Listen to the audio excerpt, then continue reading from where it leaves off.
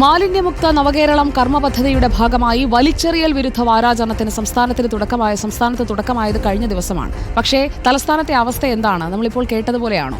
മാലിന്യ കൂമ്പാരത്തിന് നടുവിൽ മൂക്കുപൊത്തി ജീവിക്കേണ്ട ദുരവസ്ഥയിലാണ് തിരുവനന്തപുരം നഗരത്തിലെ ഏതാനും കുടുംബങ്ങൾ. കരമന SS സ്ട്രീറ്റിലെ 50ഓളം കുടുംബങ്ങളാണ് കഴിഞ്ഞ ഒരു വർഷമായി ഈ ദുരിതം അനുഭവിക്കുന്നത്. കോർപ്പറേഷൻ അടക്കം മാലിന്യം കൊണ്ട് തള്ളാറുണ്ടെന്നാണ് നാട്ടുകാർ ആരോപിക്കുന്നത്. അഷൻ ഡിയാഗോ തയ്യാറാക്കിയ റിപ്പോർട്ടിലേക്ക്. ഞാനുള്ളത് കരമനയ്ക്കടുത്തുള്ള SS സ്ട്രീറ്റ് റോഡ് എന്ന് പറയുന്ന പ്രദേശത്താണ് ഞാനുള്ളത്. ഇവിടെ നമുക്ക് ആ ദൃശ്യങ്ങളിൽ തന്നെ കാണാം. ഈ ഒരു മാലിന്യ കൂമ്പാരത്തിന് നടുവിലാണ് ഇവിടുത്തെ ആളുകൾ കഴിയുന്നത്. ഇതൊരു അഗ്രഹാര കോളനിയാണ്. ഇവിടെ ഏതാണ്ട് 100ഓളം വീടുകളാണുള്ളത്. ആ വീട്ടിലെ ആളുകൾ പ്രായമായവരും വയസ്സായവരും അതുപോലെ തന്നെ കുട്ടികളടക്കം നിത്യവും ഉപയോഗിക്കുന്ന ഒരു വഴിയുടെ അവസ്ഥയാണ് ഈ കാണുന്നത്. മാലിന്യ കൂമ്പാരത്തിന് നടുവിൽ മൂക്ക് പൊത്താതെ ഇവർക്ക് നടക്കാൻ കഴിയാത്ത ഒരു അവസ്ഥയാണുള്ളത്.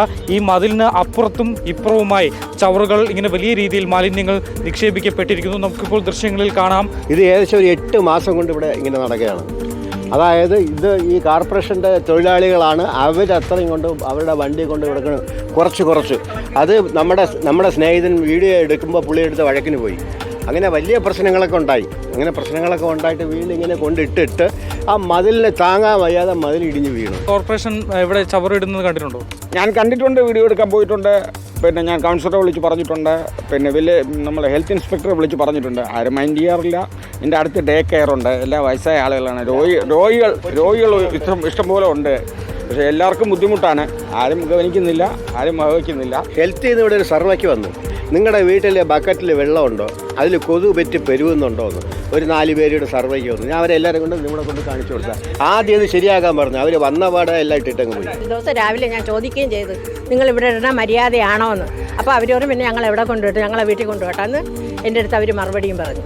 പിന്നെ ഞങ്ങളെന്ത് പറയാൻ? ഇപ്പോൾ നിങ്ങളായാലും ഇവിടെ ഒരു 5 മിനിറ്റ് നിന്നാൽ നിങ്ങൾക്ക് കാണാവുന്നതാണ്. പബ്ലിക്കലി ഇവിടെ വന്ന് പീ ചെയ്യുന്നതായിട്ട് കാണാൻ സാധിക്കും. നിങ്ങളൊരു 5 മിനിറ്റ് ഇവിടെ വെയിറ്റ് ചെയ്താൽ മതി.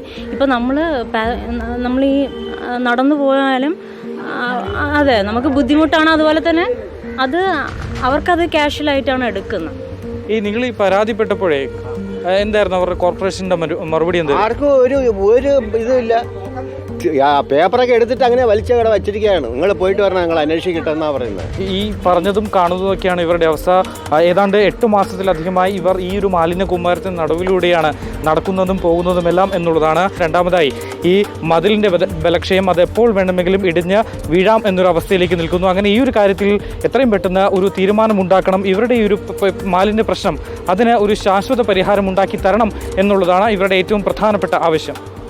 കലോത്സവം നടക്കുന്ന തിരുവനന്തപുരത്തെ കാഴ്ചയാണ് നമ്മളിപ്പോൾ കണ്ടത്. കരമന SS സ്ട്രീറ്റിൽ മാത്രമാണോ ഇതെന്ന് ചോദിച്ചാൽ അല്ല. ഇനി